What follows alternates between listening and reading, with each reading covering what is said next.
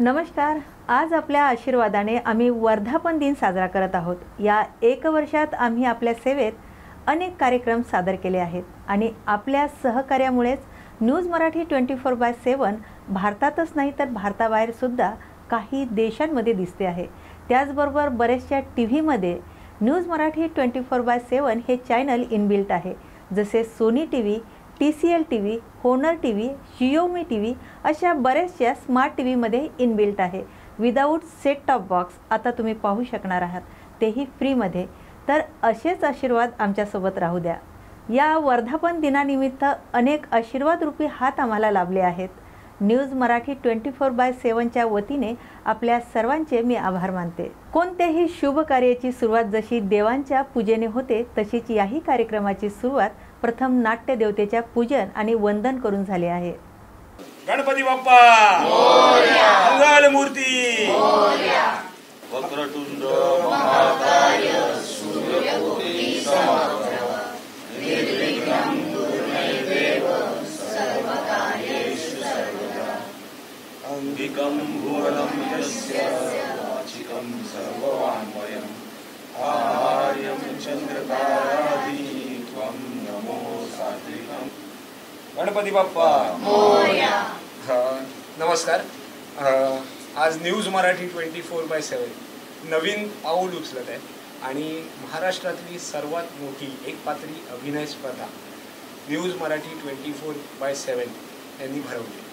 आपल्या सोबत उपस्थित आहेत शीला पनाड मॅडम, अनिल पनाड सर, शरण बिराजदार सर, अनिकेत केळकर सर आणि त्याचसोबत आपले सगळे स्पर्धक इथे उपस्थित आहेत आणि आम्ही गणरायाचरणी ही प्रार्थना करतो की ही स्पर्धा व्यवस्थित पार पडो।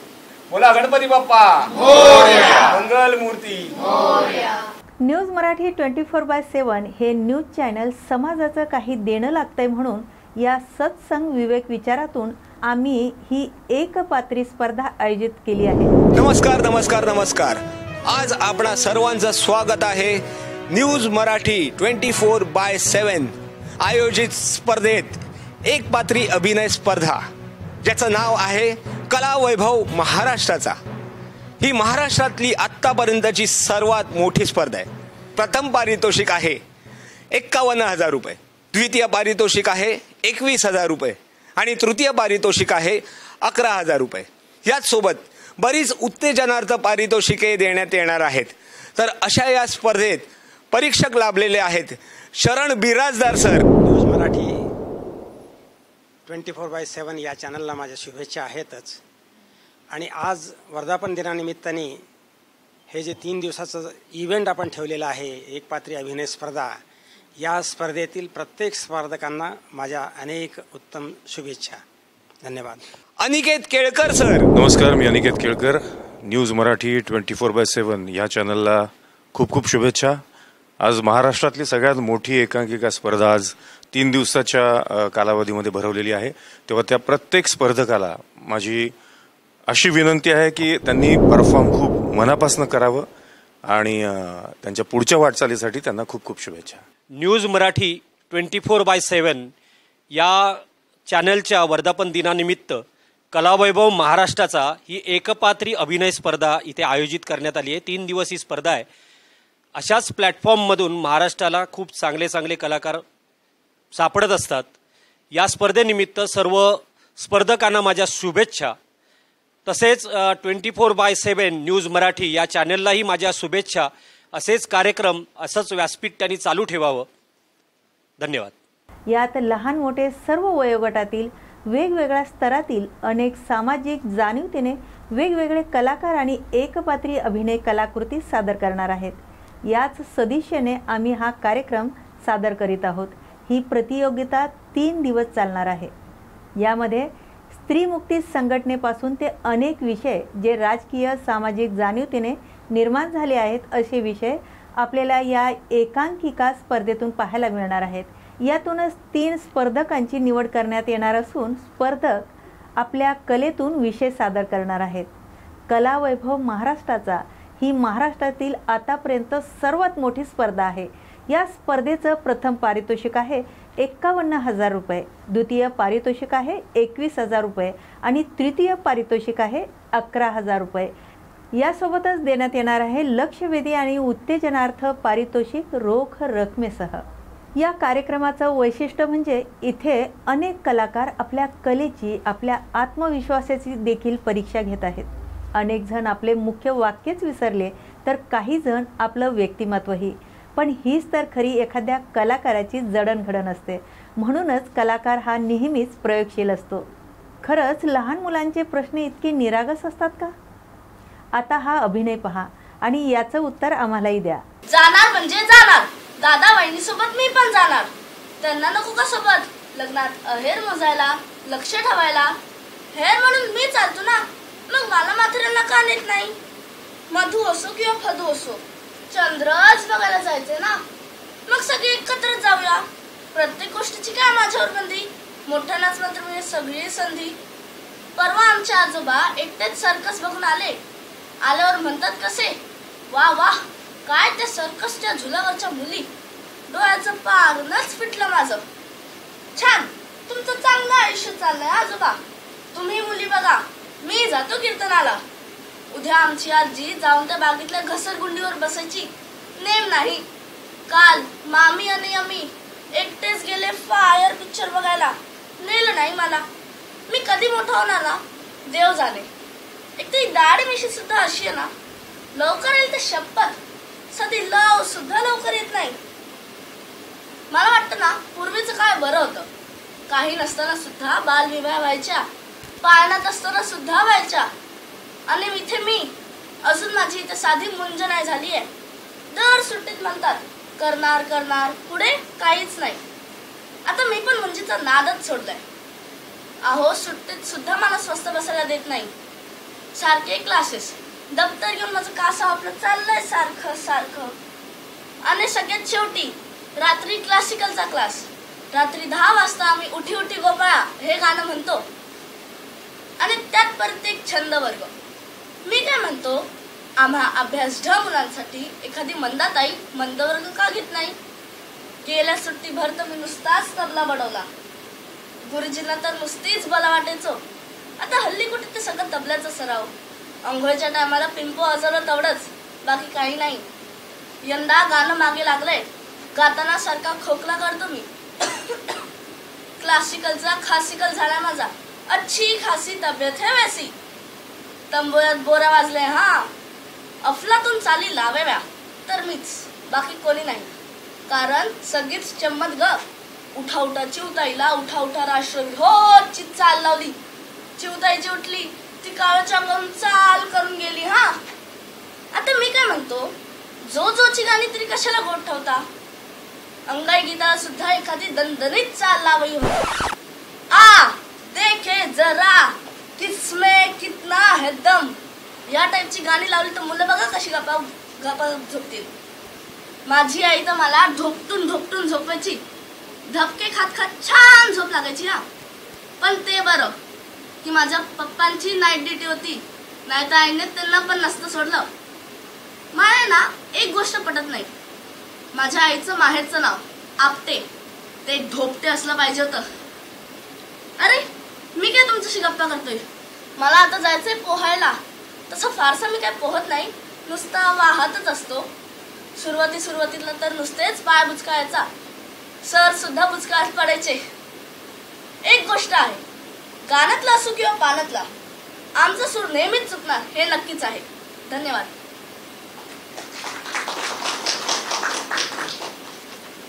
काही चिमुकल्यांच्या अभिनयाची उंची इतकी अधिक होती की त्यांच्या उंचीपेक्षा त्यांच्या आवाजाची उंची त्याहीपेक्षा कमी वाटत होती. आता या चिमुकलीचा परफॉर्मन्स पहा आणि आम्हाला नक्की सांगा तुम्हाला कसं वाटतंय कमेंट बॉक्समध्ये. नमस्कार मित्रांनो, माझे नाव तपस्या भानुदास पाटील आहे. मी इयत्ता 3री शिकत आहे. माझं वय 8 आहे. माझं सादरीकरण कळस रे बाबा. गेली बस निघून, मला घेताच गेली. शिट, एखादी शिट कशाला?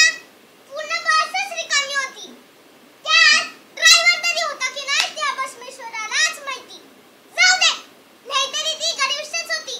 तिच्या लिहिलंच होता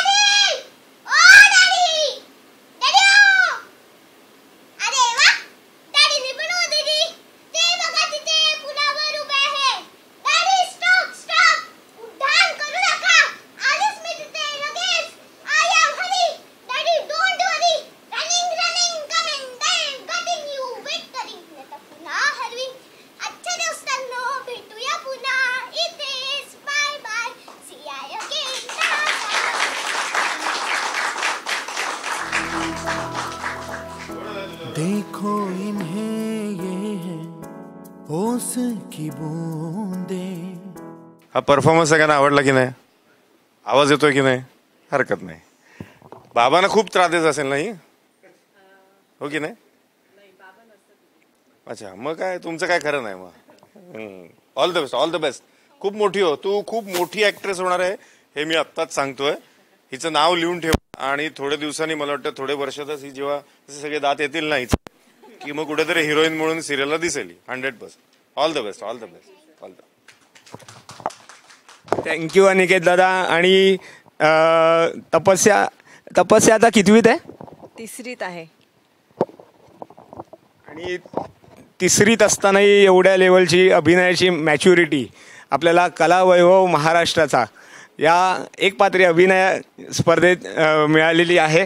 आणि तपस्या थँक्यू, तू आलीस आणि परफॉर्म केलं. तुला काय बोलायचं आहे?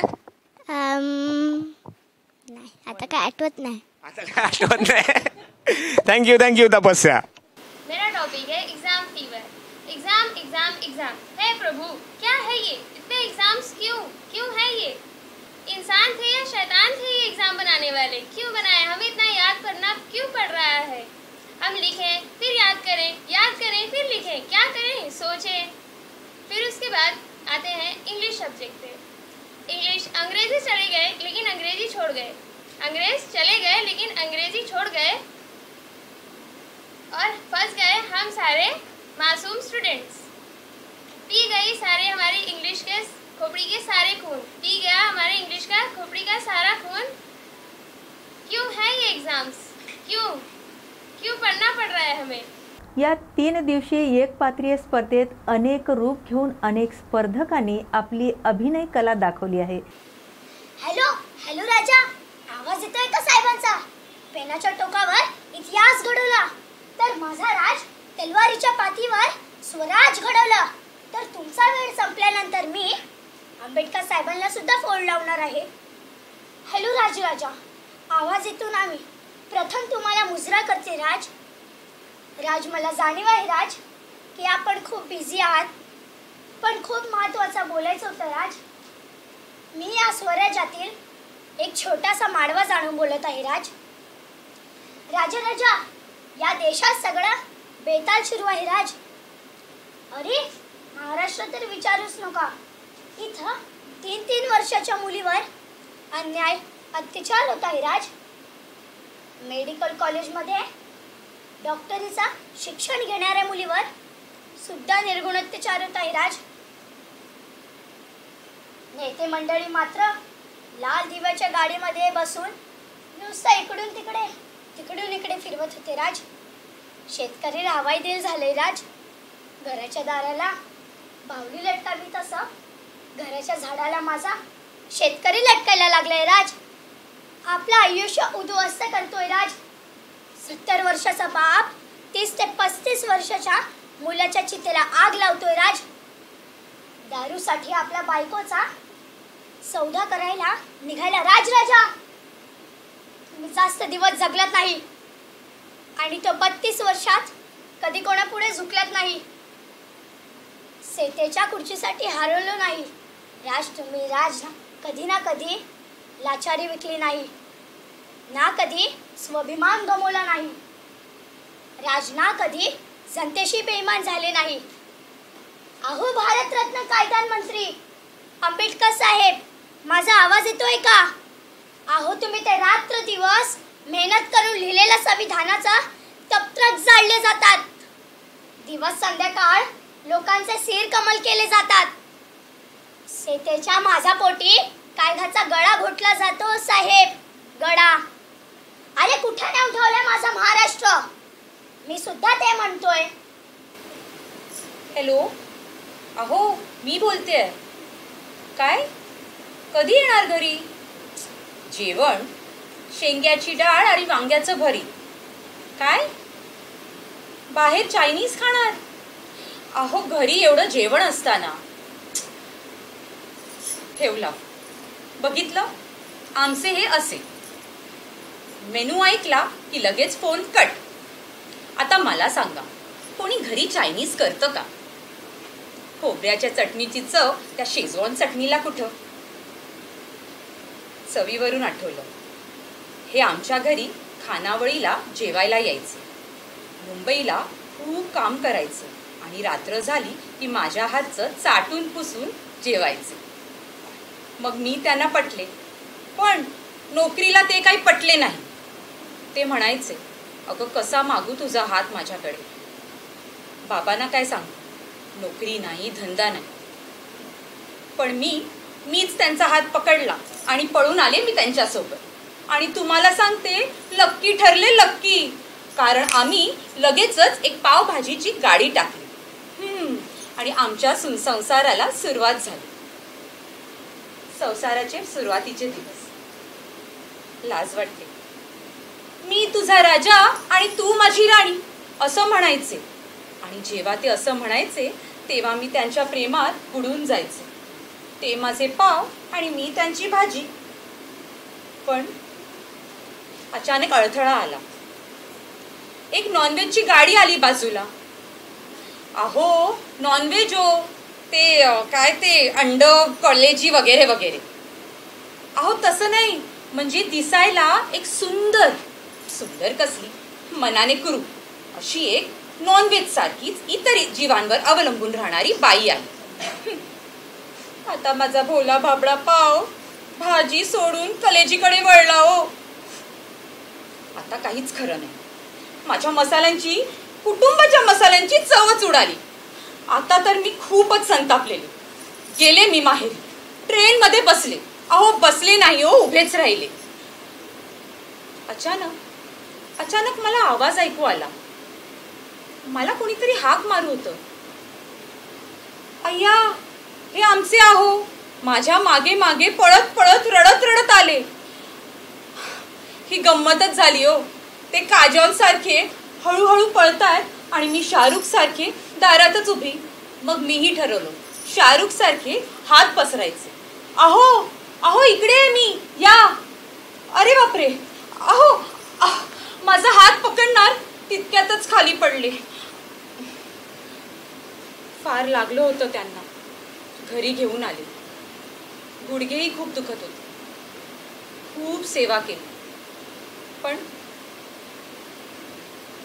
काही दिवसांनी त्यांनी माझा हात पकडला आणि म्हणाले, सॉरी, चुकलो हा, मला माफ कर. मी त्या बाईच्या मागे लागलो, कलेजीच्या मागे लागलो. आता शपथ घेतो, मी माझी भाजी कधीच सोडणार नाही. कलेजी नको, मला माझी भाजीच बरी.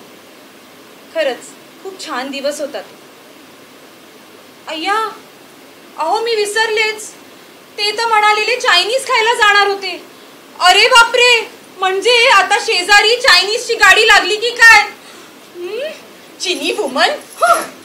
खूप मस्त. महाराष्ट्रातली सगळ्यात मोठी एकांकिका आज आपण 3 दिवसाच्या कालावधीसाठी भरवलेली आहे. न्यूज मराठी 24/7 हे स्पॉन्सर्स आहेत आणि या चॅनलवर ही एकांकिका दिसणार आहे.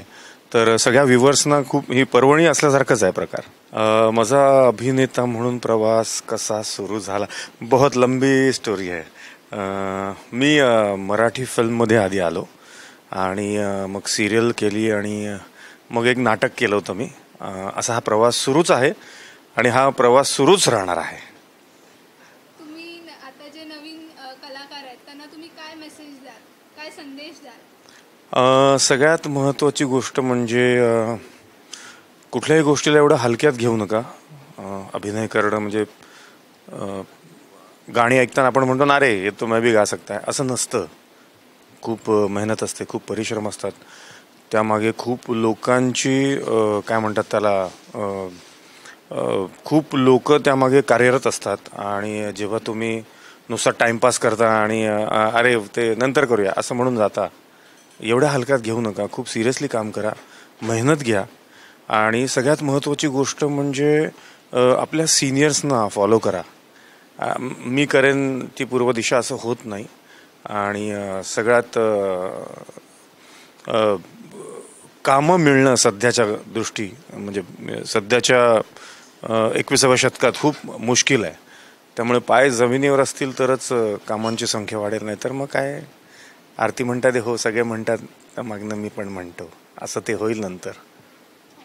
थँक्यू. खूप छान आजचा कार्यक्रम इतका छान झाला, सगळी मुलं इतके छान अभिनय केले. आणि विशेष म्हणजे आजचा कार्यक्रमामध्ये जी माणसं आली होती, जी मुलं आली होती, SNDTची मुलं, तो विषय होता लिव्ह बियॉन्ड लाईफ, म्हणजे ऑर्गन डोनेशनवरती होता. तो फार महत्त्वाचा आहे. तो विषय सगळ्या लोकांपर्यंत पोचला पाहिजे. तो फार मेसेज आज या माध्यमातून, या न्यूज मराठी 24/7 याच माध्यमातून जात आहे. हे सगळ्यात विशेष महत्त्वाचे आहे. सर, तुमचा प्रवास कसा सुरू झाला आणि तुम्ही दूरदर्शनमध्ये होतात कामाला, तर तुमची तिथली काय आठवणी असतील ते पण आम्हाला जरा सांगा. दूरदर्शनचा प्रवास हा साधारण दूरदर्शनमध्ये मी 40 वर्ष काम केले आणि 40 वर्षाचा प्रवास आणि तिथल्या आठवणी सांगणं म्हणजे खूप वेळ लागणार त्याला. त्यामुळे तिथल्या आनंदाच्या गोष्टी आहेत. खूप प्रसन्नतेने आम्ही काम केलं, खूप रात्रंदिवस काम केलं आहे आणि एन्जॉय करायचं. असंच फक्त काम करत असताना तुम्ही कुठेतरी मेहनत करताय, कष्ट करताय, थकताय असं होता कामा नये. 24 आवर्स तुम्ही प्रसन्न आणि हसत खेळत काम केलं पाहिजे. अच्छा, नवीन कलाकारांना काय तुम्ही संदेश द्याल? संदेश हाच की आज तंत्र बदललेलं आहे, नवीन टेक्नॉलॉजी आलेली आहे. प्रत्येक क्षेत्रामध्ये वेगळ्या प्रकारे तंत्र असल्यामुळे तुम्हाला त्या तंत्राची माहिती करून घेणं आवश्यक आहे. सपोज आता माझा हा कॅमेरा फक्त माझा हा इतका चेहरा घेतलेला आहे आणि मी अननेसेसरी वायडर मुवमेंट घ्यायला लागलो तर मी फ्रेमच्या बाहेर जाणार. हे तुम्हाला माहिती असायला पाहिजे, कळलं पाहिजे. आणि कुठल्या क्षेत्रात काम करतो आहे, कुठल्या माध्यमात काम करतो आहे, किती फ्रेममध्ये आपण काम करतो आहे ह्याची कल्पना तुम्हाला आली पाहिजे. त्याची जाणीव तुम्ही करून घ्या आणि त्याप्रमाणे तुम्ही अभिनय करत राहा.